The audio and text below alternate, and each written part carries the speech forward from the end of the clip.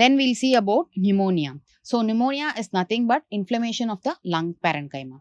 We have two types of pneumonia, which is typical and atypical. So typical pneumonia is the one which is associated with bacterial causes usually, while atypical pneumonia will be associated with other viral infections, most common viral and parasitic. So most common of one will be the mycoplasma.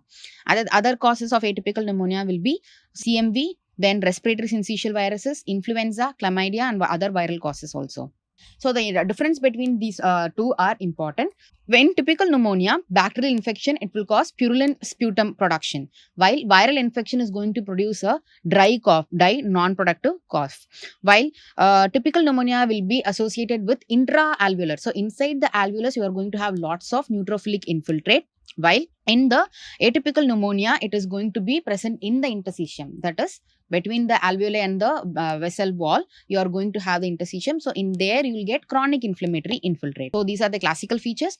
In X-ray also, we can differentiate. Pneumonia usually presents with consolidation. So that is, consolidation is just formation of hard lump. So this consolidation is going to be seen in typical pneumonia, while in viral pneumonias or atypical pneumonias, you are going to have bilateral diffuse kind of an infiltrates or increased bronchial markings. So this is what we see in atypical pneumonia. Again, coming to bacterial pneumonia or the typical pneumonia, it is going to be of two types, which is lobar pneumonia and bronchopneumonia. So lobar pneumonia it just means that the entire lobe of that lung is going to be involved. Suppose the middle lobe of left lung, it is going to be involved. So it is going to be called as, so upper lobe, the entire upper lobe is being infected. So that is going to be diffuse process involving the entire upper lobe. So that is a lobar pneumonia. While bronchopneumonia will be a patchy kind of, wherever this bronchi goes, it will be following that route. So it will be patchy kind of a distribution, and bronchopneumonia is the one which is much more common than a lobar pneumonia. Okay. So we'll see about the stages of this lobar pneumonia. And we have 4 stages of this lobar pneumonia. This first stage will be the stage of congestion. So vascular engorgement will be there, and usually it starts at day 1 to 2. Okay, and some amount of exudate, that is neutrophils and fibrin, can be present. So major thing which we see here will be vascular engorgement in the first stage. The second stage will be stage of red hepatization. So hepatization means the organ is going to look like liver. So normally lung is spongy because of the air, right? But liver is going to be solid. So lung, which is spongy, is going to become like a solid organ like a liver. So that is why it is called as hepatization.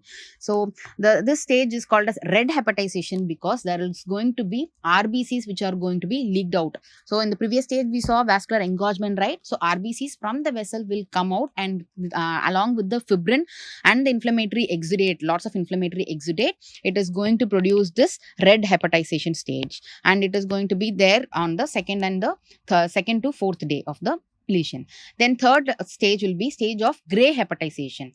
Here the organ is still solid like a liver, but the RBCs which were coming out of the vessels, right, those will be lysed or degraded. So RBC lysis along with the inflammatory exudate and fibrin is going to form the stage, and this will take place on the day 4 to 8.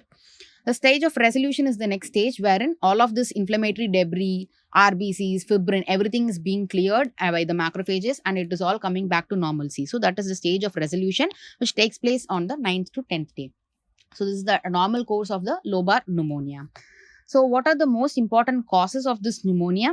Usually the community acquired pneumonia is commonly caused by the pneumococcal infections, that is Streptococcus pneumoniae. Other than that, in burns kind of patients. So in burns, the most common cause of pneumonia will be Pseudomonas infection. So this one we'll all have seen in clinical practice also, I hope. So in burns, Pseudomonas is the most common infection. While in ICU patients, because they are on ventilators I already mentioned, Legionella infection is quite common, right? So ICU patients, Legionella is the most common cause. While in alcoholics, it is going to be Klebsiella infection, which is the most common cause. So one type of atypical pneumonia is measles, because it is a viral pneumonia. So measles pneumonia is an atypical pneumonia. We'll see about that alone, because it was asked in one time in exam paper also.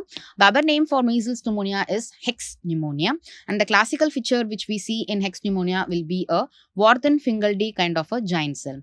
So Warthin-Fingaldi giant cells are nothing but these cells will have multinucleated. This entire cell is going to be the Warthin-Fingaldi giant cell, and here multiple nuclei are seen. And inside this nucleus, if you can appreciate, this is having this intranuclear eosinophilic cytoplasm inclusion. Sorry.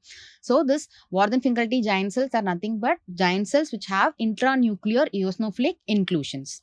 So this is a characteristic feature which we see in measles pneumonia, which is also called as hex pneumonia. This being an atypical pneumonia, what will we see? We will see interstitial lymphocytic infiltrate, and there will be no alveolar exudates. Okay. So till now we had seen about pneumonia also.